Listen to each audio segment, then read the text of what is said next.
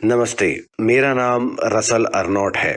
मैं bath university में एक समुद्री जीव विज्ञानी हूँ और आज मैं आपसे प्लास्टिक के बारे में बात करने वाला हूँ। प्लास्टिक एक अद्भुत पदार्थ है। इसका उपयोग कपड़ों, खाद्य पैकेजिंग, कार के पुर्जे और यहाँ तक कि घर बनाने के लिए भी किया जा सकता है। इसको बनाने में बहुत कम लागत लगती है और इसका अपघटन लगभग ना के बराबर होता है। लेकिन अपघटन ना होना भी प्लास्टिक की समस्या है। या हम ये कह सकते हैं कि जिस तरह से हम प्लास्टिक का उपयोग कर रहे हैं वो समस्या का कारण बन रहा है। प्लास्टिक को प्राकृतिक रूप से अपघटित होने में यानी बायोडिग्रेड होने में लंबा समय लग सकता है। वो प्लास्टिक की बोतल जो आपने अभी इस्तेमाल की है कम से कम 400 साल तक वैसे ही रहेगी। तो अगर शेक्सपियर 17वीं शताब्दी यानी लगभग 400 साल पहले के एक प्रसिद्ध नाटककार के पास पानी की बोतल होती तो हम आज भी उसका इस्तेमाल कर सकते। वह स्टायरोफोम कंटेनर जिसमें से चिप्स खाए जाते हैं वो उतने ही वर्ष तक रहेगा जितने वर्षों से पिरामिड यहाँ मौजूद हैं।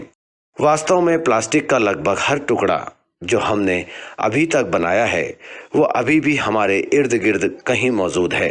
दुर्भाग्य से हम जो प्लास्टिक बनाते हैं उसका एक बड़ा हिस्सा हमारे महासागरों तक पहुंच जाता है और क्योंकि प्लास्टिक को अपघटित होने में इतना ज्यादा समय लगता है, प्लास्टिक की मात्रा महासागरों में बढ़ती ही जा रही है।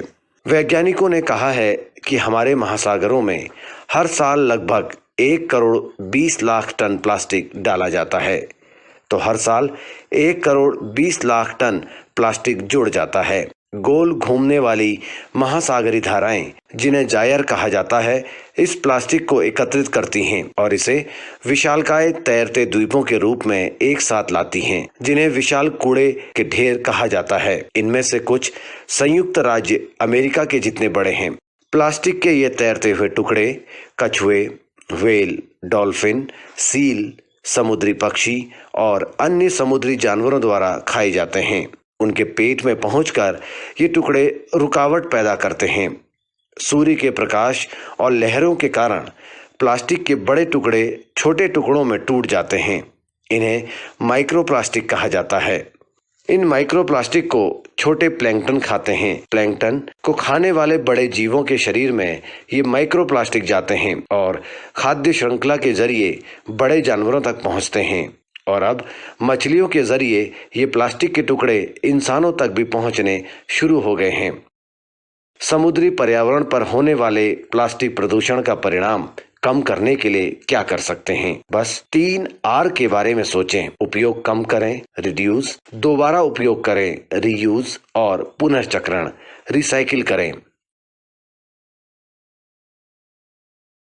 सबसे पहले क्या यह संभव है कि आप रोजमर्रा की जिंदगी में प्लास्टिक का उपयोग कम कर सकते हैं? ऐसा करने का सबसे आसान तरीका है कि अपने स्थानीय किराने की दुकान से खरीदारी करें और अपना बैग अपने साथ लेकर जाएं जिसे आप बार बार उपयोग कर सकते हैं। दूसरी बात, अगर आपको प्लास्टिक उपयोग करना ही है तो उपयोग से पहले सोचें कि क्या आप इसे फिर से उपयोग कर सकते हैं। उदाहरण के लिए, यदि आप पानी की बोतल खरीदते हैं तो आप उसको बार बार भर सकते हैं। अंत में, यदि आप प्लास्टिक का उपयोग करने जा रहे हैं तो ये भी सोचें कि क्या आप इसे रिसाइकिल कर सकते हैं। कुछ प्लास्टिक को रिसाइकिल नहीं किया जा सकता है, लेकिन कई ऐसे प्लास्टिक हैं जिन्हें रिसाइकिल कर सकते हैं। लेकिन याद रखें कि यह एक स्थायी समाधान नहीं है, क्योंकि विभिन्न प्रकार के प्लास्टिक को एक हद तक ही रिसाइकिल किया जा सकता है।